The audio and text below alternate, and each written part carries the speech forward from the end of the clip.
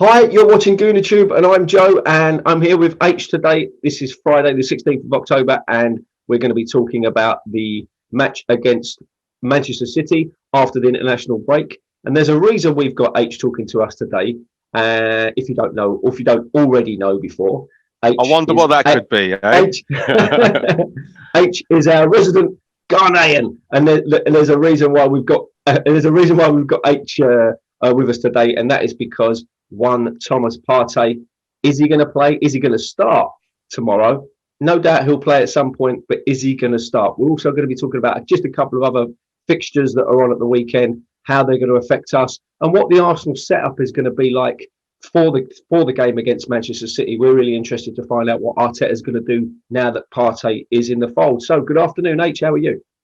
I'm good, man. I'm good. Good afternoon, Joe. As you Good. know, it's been a pretty busy day, so unfortunately, I'd like to have been with you, but we have to do this over Zoom today because it's been a tough we week. have to. When I spoke to H about doing this today, we were going to meet, and H has.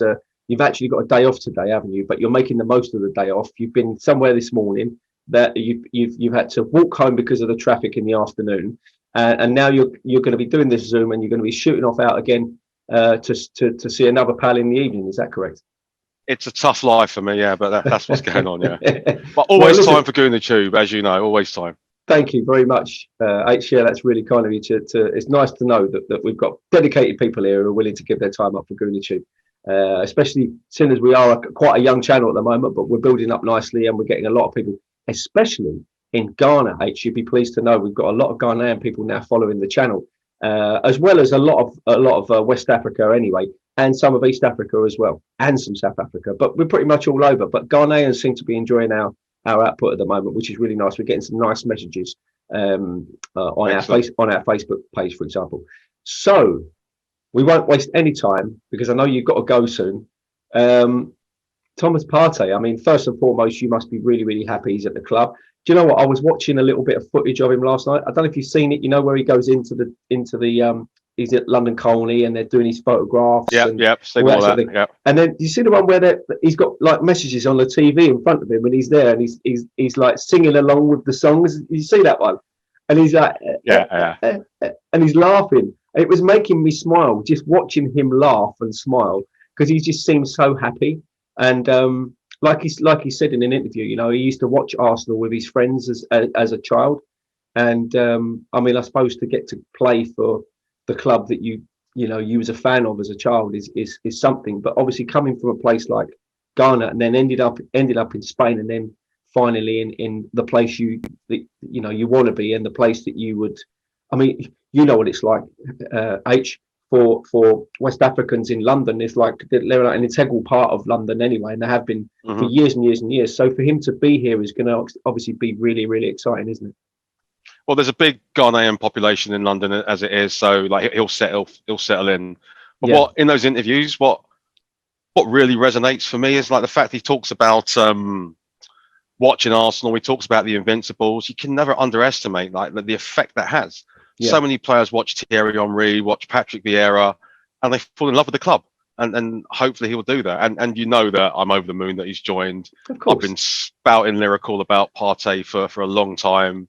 We've seen what he can do. And have you seen the footage of him playing for Ghana midweek as well? I did, yep. He was pretty awesome. Two assists. It wasn't the best of games. You can see the standard because Ghana's first goal, the ball went through the net at the back. Have you seen that? No, there was a hole in the net, just like Sundays. Sunday night, I remember. I remember those days.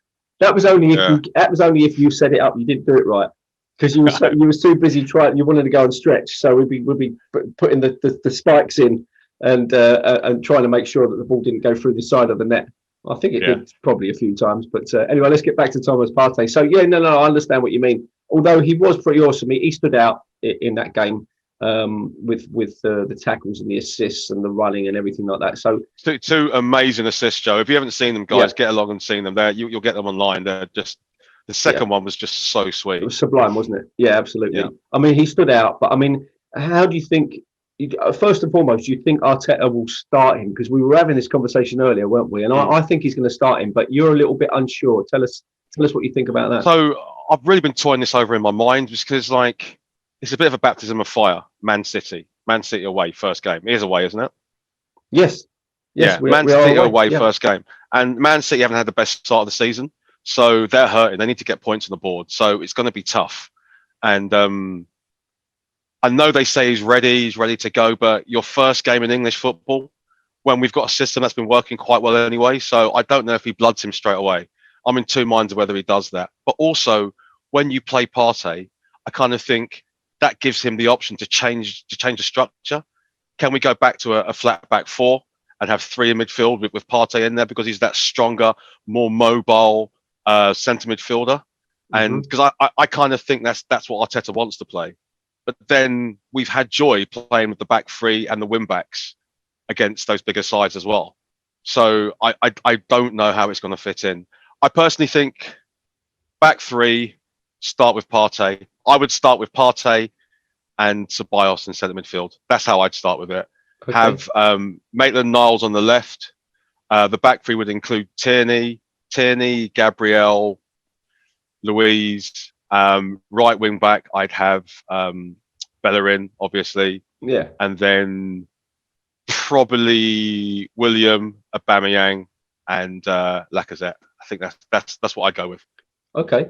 Yeah, that seems like a fair lineup. Now, you're saying you think it's well. Did you say you think he's going to start him? Because before you said you didn't think he was going to start him. Yeah, earlier on when I spoke to you, I didn't think he'd. It's a toughie because. So let's go on the premise that he doesn't start him. Yeah. Does that mean you would who would you have? Would you have Xhaka there instead of? I think now Xhaka or Nelly. Yeah. I think interchangeable. I think Xhaka had a good international week. I think he played pretty well for Switzerland. So I would probably put Xhaka in. Yeah, that's how that's if out of those two, I'd probably start with Xhaka. But and it's does he do it? Does he make the gamble? I don't know. I mean, this is the thing. You know, Partey is playing well. He's fit. He doesn't. There could be a quick transition. I think he'll hit the ground running. I think the one thing I've noticed about African players, West African players, is they can adapt very, very quickly to the English game. They seem to have this toughness about them and this sort of guile and somehow I think he will adapt really, really quickly. You don't really. But you say that, Joe, adapt really quickly. But first game against Man City, that's the thing that kind of. Does it worry you? Does it worry you that he might be a little bit overwrought by it all then because of the pace of Man City? Because what kind of gets me as well is there's a lot of fanfare, there's been a lot of noise about this signing. Arsenal fans are excited. Everyone's excited. There's a lot of pressure on him. You may not realise. Imagine he comes out against Man City and gets done immediately. I don't think it'll affect his confidence, but I know Arsenal fans are a fickle lot, and football fans in general are fickle. And sometimes a manager wants to ease a player in, and Man City away is not easing someone in, even if someone of that quality. No, I understand. So I remember, I'm just kind of a bit conflicted. No, fair enough. I remember. I can't remember when it was, but I think we played Cardiff, and Aaron Ramsey was playing for us then. I'm not comparing Partey to Ramsey, obviously, but and we all thought, yeah, he's going back to his club and everything, and he's going to play for the Arsenal and everything. And that he was really quiet. There was like he almost went missing in the game. It was really weird.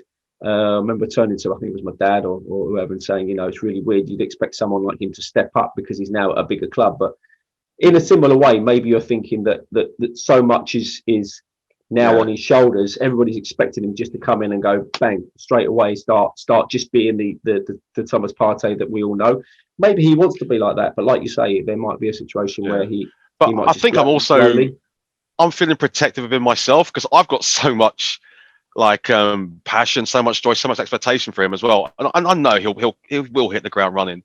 I'm just a bit worried that this is a tough introduction to English football. Do you think that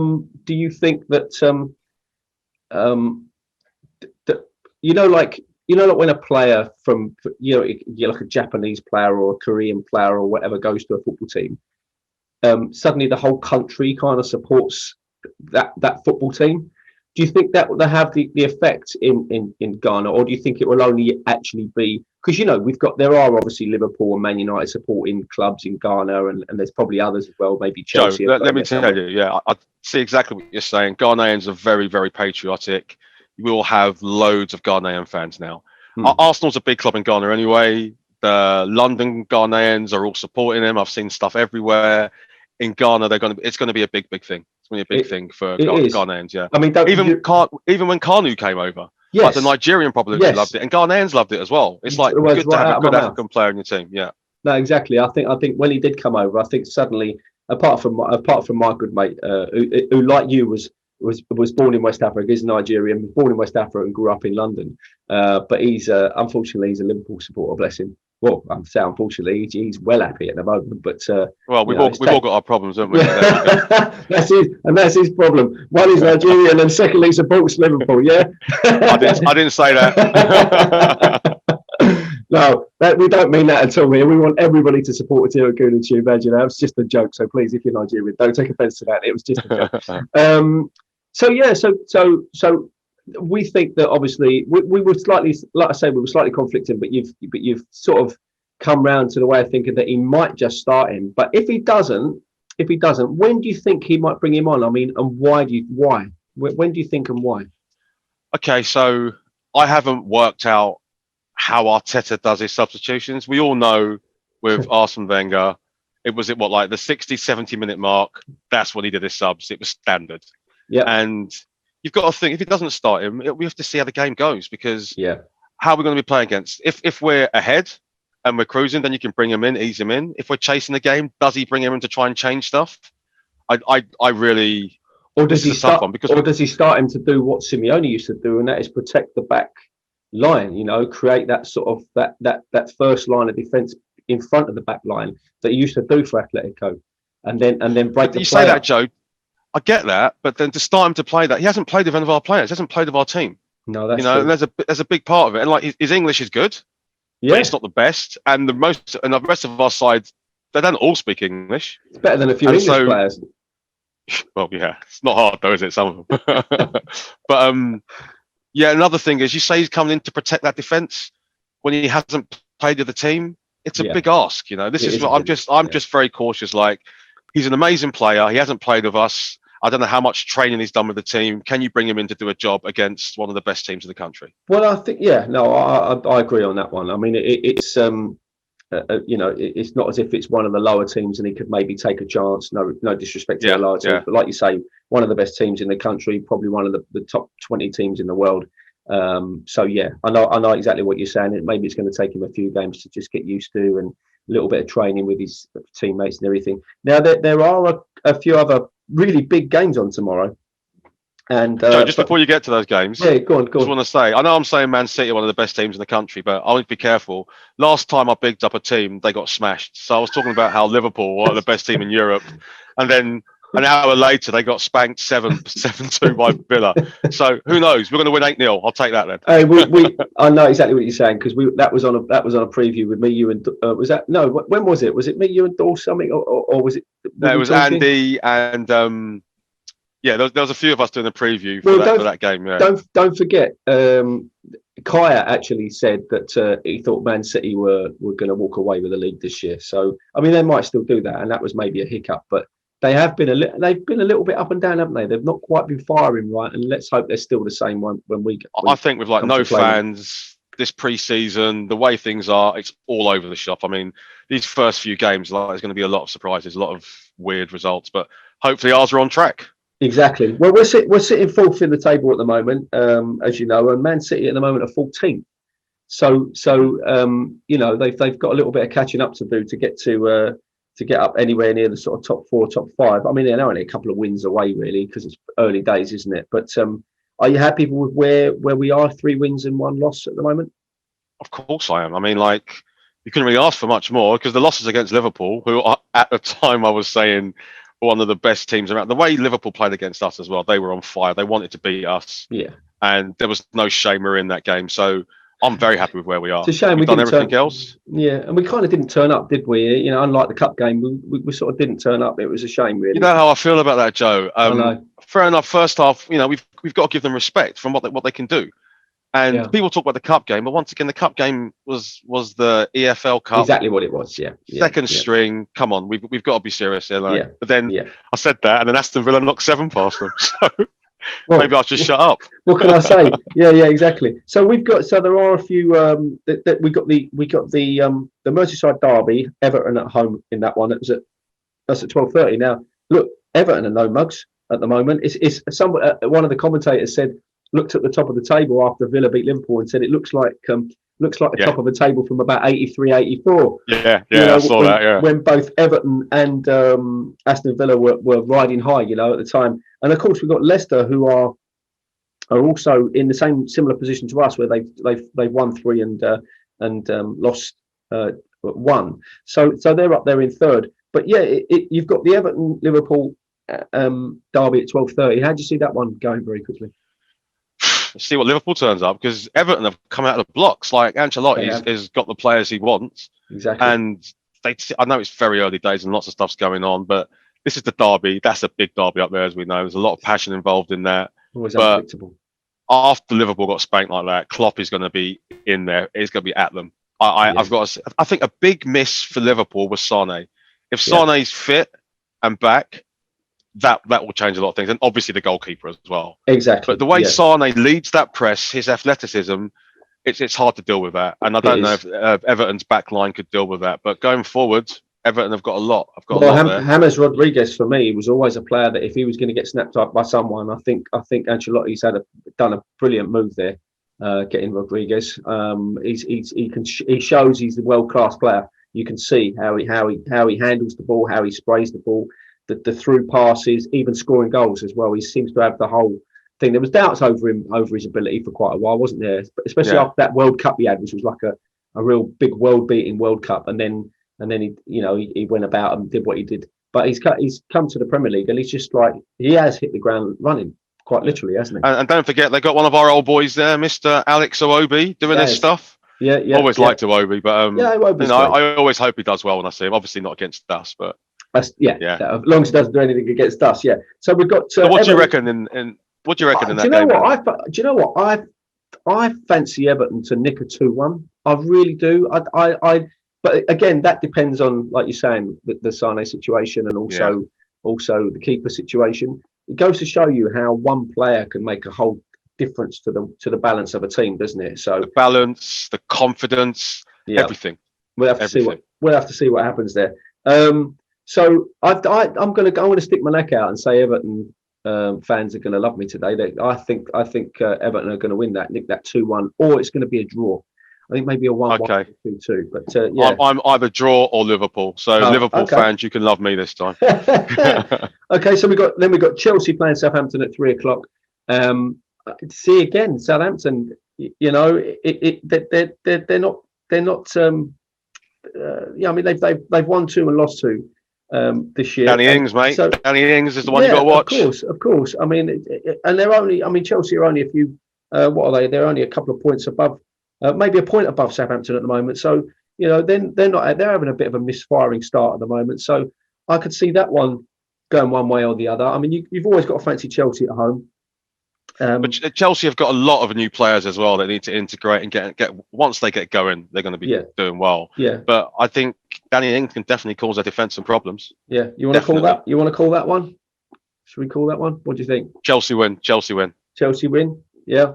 I fancy a Chelsea win. Actually, I think they're going to win 2-1. I do fancy Southampton to score, but I think Chelsea win that 2-1. Okay. Then obviously Man City, Arsenal at 5:30, and then we've got Newcastle playing Man United at 8:00. Now, going on the way Man United have been playing lately, you begin to wonder, what that sort of scoreline is possibly going to be. I mean, Man United are riding high in 16th, having played 3 games so far, won 1 and lost 2. They're on a -6 goal difference at the moment, and Newcastle have won 2 and lost 1, drawn 1. So. How do you see this one going? Newcastle. Well, the thing with Newcastle, I think when we played them last season, there was a player that just really stood out for me. I was talking to my mate that I go to the games with. It's that Sam Maximan. Okay. He has got skills to pay the bills. He's like a very tricky player, and I just can't wait to see him running that Maguire, because that guy is having an absolute mare at the moment. He's having a terrible time. So I'd like to see him running at him and causing some problems. But Man United have to bounce back. I mean, like, they're under so much pressure. They've got so many big names, and they have got their extra man, the referee, to give them another penalty as well. So I see United nicking that wherever they'll get penalties. United nicking it 3-0, 3 last-minute penalties. How's that? 3-0, you think? No, I don't know. But I reckon Man United to nick it though. Okay, it's a really tough one to call because if Newcastle are on form, I think they could win that. But I'm going to go for a draw. I'm going to go for a 1-1 or a 2-2. I think that they're both going to cancel each other out to some extent. And you know, Newcastle not playing too bad, but you never know what Newcastle are going to turn up. You know, they get exactly, 2 wins and then lose at home to some team down. You know, that lose at home to a team that you just wouldn't expect them to lose to. But they're at home. No crowd, but you know that goes for both of them. I fancy a draw somewhere along the line. Don't quote me, but you know that's what I fancy. Okay, so you know, just is there a final word you just want to say to any of our Ghanaian fans out there as our London correspondent? Our man is here. We have the greatest centre midfielder, Mr. Thomas Partey, fellow Ghanaian, now Gooner as well. He's going to smash it. Come on, Absolutely. Arsenal. Come on, Arsenal. Thanks very much for joining us, Aitch. I know you've got to rush off now and go and do what you got to do before they lock us down in London. Last night out before lockdown. Yep. Last night out before lockdown. Go and get yourself a couple of beers and relax. And hopefully we'll be speaking to you after the game tomorrow. No doubt, if you're available, we're going to be talking to you, and we'll get your Gooner View video as well with all the other Gooner Views videos. So cool. Thanks for joining us, mate. Thank you very much. Thanks for having me, Joe. You have a good day too. Cheers. Thank you, mate. And folks out there, I mean, we're really excited to know that the international break is over and we're back to the domestic league again. Manchester City, big game. Let's see if Thomas Partey starts or if Arteta brings him on at some point. I know you're all excited to see him. We're all excited to see him. We believe it was a snip at the money that they paid for him. As Kevin Campbell said, it's as if they wore balaclavas and went in and stole him off of Atletico Madrid, which is a great way of putting it. But there you go. Let's see what happens. No doubt we've got a fantastic player on our hands, and let's see how the season goes with Thomas now in the team. Thanks for joining us here for Gooner Talks today with myself and Aitch. Press that subscribe button. Don't forget to press that subscribe button. That really helps us out here at GoonerTube. Press the like button and also that notification bell. That means you'll never miss any future content. From us to you, thank you very much. Have a great evening. We'll see you soon. See ya. There we go. There was the extended smile. All good? Okay. Oh, all good. We're going to stop recording. What do you mean Kai's a wanker? Don't say things like that. He knows the score. He knows who's saying that. Kai, give Joe a spanking next time you see him. Love you.